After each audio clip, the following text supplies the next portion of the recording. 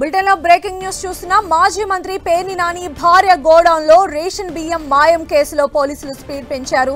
ఈ కేసులో A2గా ఉన్న మానస తేజను మచిలీపట్నం పోలీసులు అదుపులోకి తీసుకున్నారు.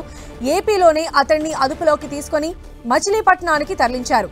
మానస్ తేజ్ ఇచ్చే స్టేట్మెంట్ ఈ కేసులో ఎంతో కీలకం కానుందని పోలీసులు తెలిపారు. అతడి స్టేట్మెంట్ ఆధారంగా మరికొందరిపైన కేసులు నమోదు చేసే అవకాశం ఉంది.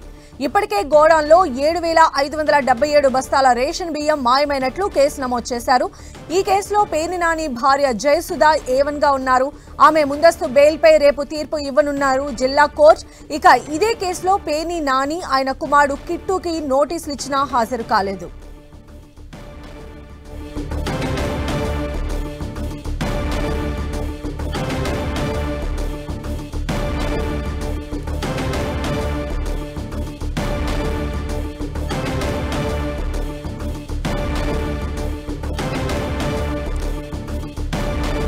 మాజీ మంత్రి పేర్ని నాని భార్య గోడౌన్లో రేషన్ బియ్యం మాయం కేసులో పోలీసులైతే స్పీడ్ పెంచారు. ఈ కేసులో A2గా ఉన్న మానస్ తేజ్ను పోలీసులు అదుపులోకి తీసుకున్నారు. మచిలీపట్నంలో ఆయన అదుపులోకి తీసుకున్నట్టుగా తెలుస్తోంది. ఏపీలోనే అతన్ని అదుపులోకి తీసుకొని మచిలీపట్నానికి తరలించారు.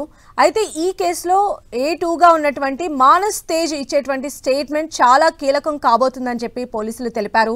అతడి స్టేట్మెంట్ ఆధారంగానే మరికొందరిపైన కేసులు నమోదు చేసే అవకాశం ఉన్నట్టుగా పోలీసులు చెప్తూ ఉన్నారు.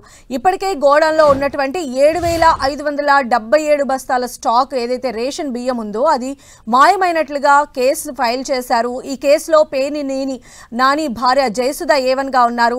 ఆమె ముందస్తు బెయిల్ పైన జిల్లా కోర్టు రేపు తీర్పు ఇవ్వబోతోంది. ఇక ఇదే కేసుకు సంబంధించి పేర్ని నాని ఆయన కుమారుడు కిట్టు కూడా ఇప్పటికే పోలీసులు నోటీసులు ఇచ్చినా కూడా వారు విచారణకు హాజరు కాలేదు.